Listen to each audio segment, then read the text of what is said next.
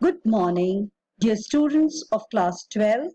In this online English class today, we are going to take up a lesson from your vistas. But before we take up this lesson, I would like you all to look at this slide and just reflect. Now, very truly, in this slide, you can see the expression of one's national identity seen in a positive light. In the middle, you see the national tricolor, and all surrounding the national tricolor, you can see a number of emotions and sentiments that are very strongly expressed. Yes, they are a part of our national identity.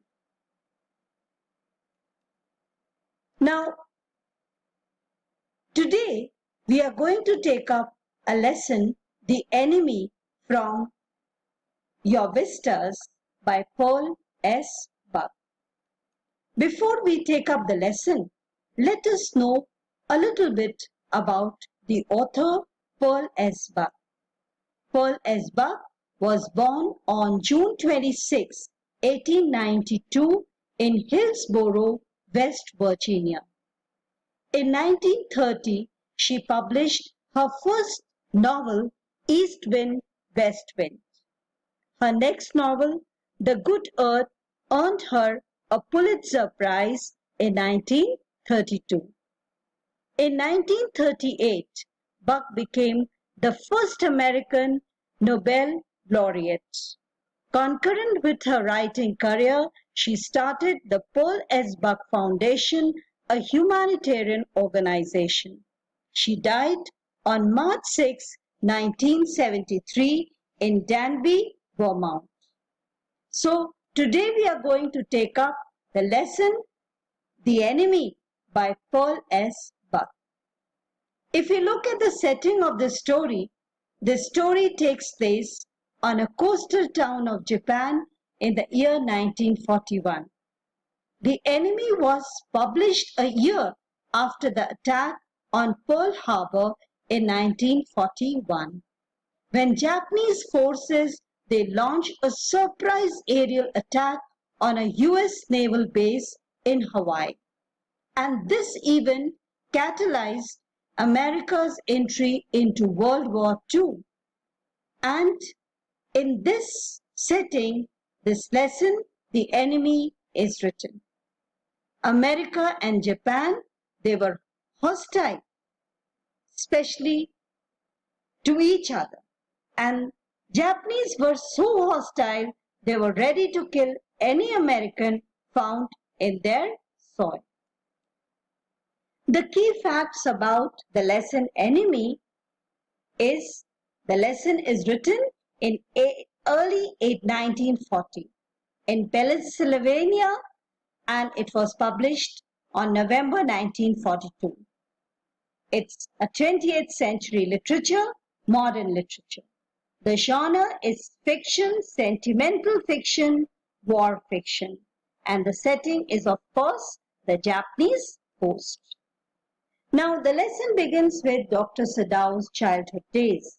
Dr. Sadao Hoki, the protagonist, he lives in his childhood home in Japan, which is nestled between pine trees and a small beach. When he was a little boy, he used to climb the pines. And often he was accompanied by his father, who would say, "Those islands yonder, they are the stepping stones to the future for Japan." And once Sadao had asked his father, out of childhood curiosity, "Where shall we step from them?" And his father had answered, "Who knows? Who can limit our future? It depends on what we make it."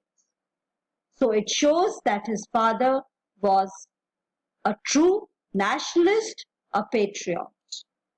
Dr. Sadao's childhood days, if we try to analyze, the story opens with a flashback from Sadao's childhood, which immediately establishes his father's Japanese patriotism and belief in Japan's capacity for greatness.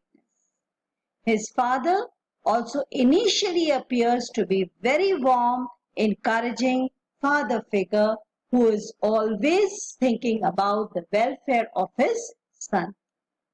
Now, growing up years of Sadao was often in the care of his father. Sadao's father never joked or played with Sadao but spent infinite pains upon him who was his only son. And Sadao's father's chief concern was his son's education. When Sadao was 22, his father sent him to America to become a doctor. Sadao returned back to Japan when he was 30 and became a famed surgeon and a scientist. So he lived up to his father's expectations. If we look at his father, he is no doubt a warm, compassionate father encouraging his son to reach for greatness. But sometimes his father is cold, harsh man who is too ambitious and almost pushes his son to be the best.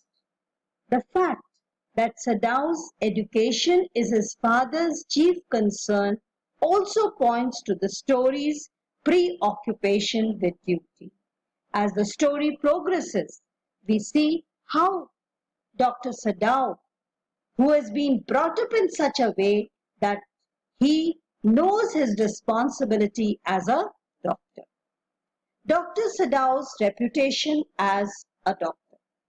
When World War II broke out, Sadao had been working on an important medical discovery, how to make wounds infection-free.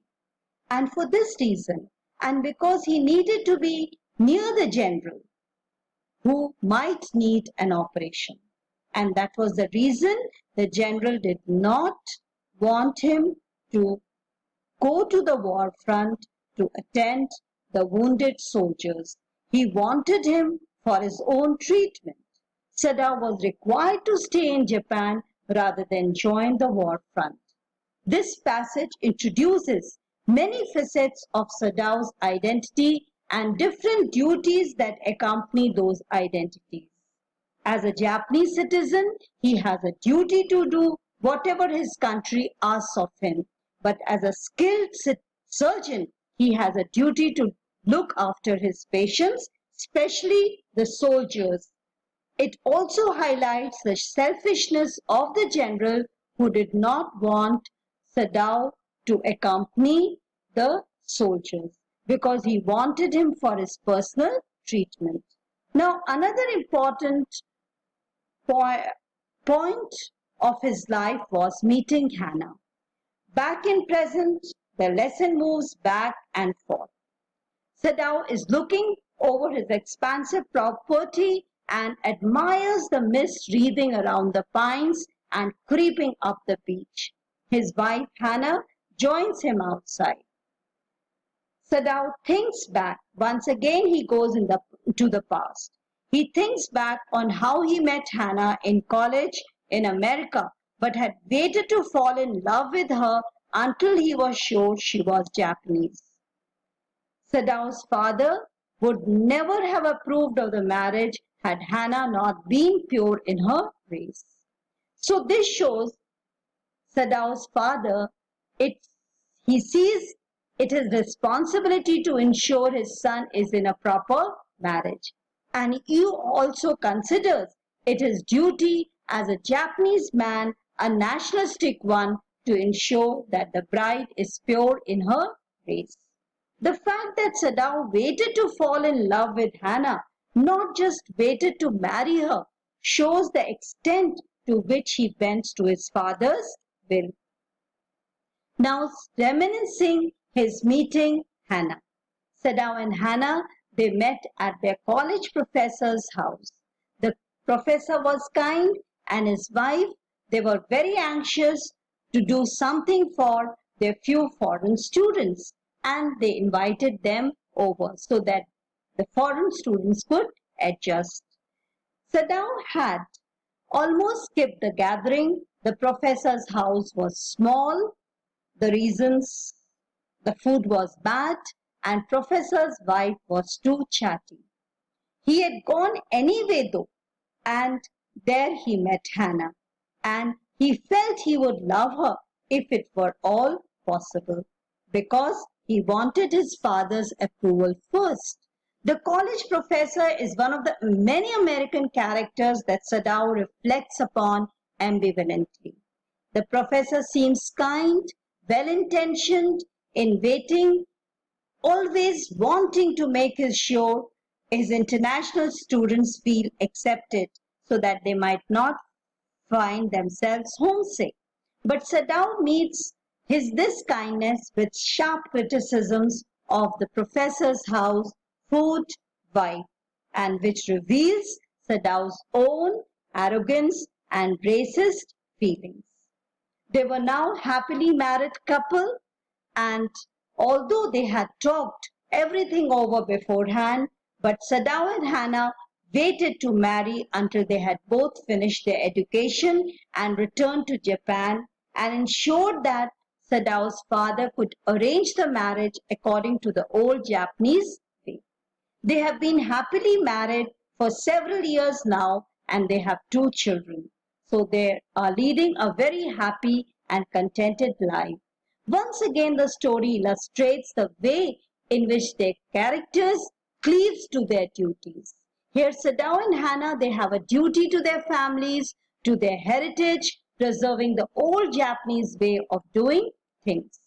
Now they are reflecting their past, and they are happily married, and they feel contented of their life. But that day, when they are standing outside, they are thinking about their past. They suddenly notice something black in the mist and realize it's a man.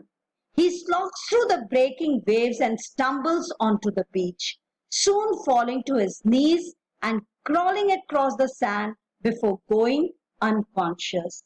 Thinking this man is a washed fisherman, Sadao and Hannah rush down to the secluded beach out of humanity, out of concern, because Sadao is a doctor. He wants to help out this man. So, on a closer observation, Hannah and Sadao see that he is white. The man's sloggy cap falls off, revealing a head of scraggly blonde hair. On his young and tortured face is unkempt blonde beard. Sadao thinks the man looks American and picks up the man's cap. Stamped across the front in fading letters is US Navy. They realize that the man is a prisoner of war who had narrowly escaped, and that is why he was shot in the back. So here is the climax of the story. So let us recapitulate what we have done in today's class. The enemy, Pearl S. Buck. We did about Sadao's hokey childhood days, Sadao's father, then meeting Hannah and Sadao's reputation as a doctor. Then, as they are reflecting their past that day, the incident that happened and ensured prisoner of war is lying on the shore, and now Dr. Sadao and his wife, they are in dilemma as to what to do with this man. So we are going to take up this lesson further in tomorrow's class. Thank you, students. If you have any queries regarding the lesson, you can post it in your WhatsApp group or the Google Classroom. Thank you.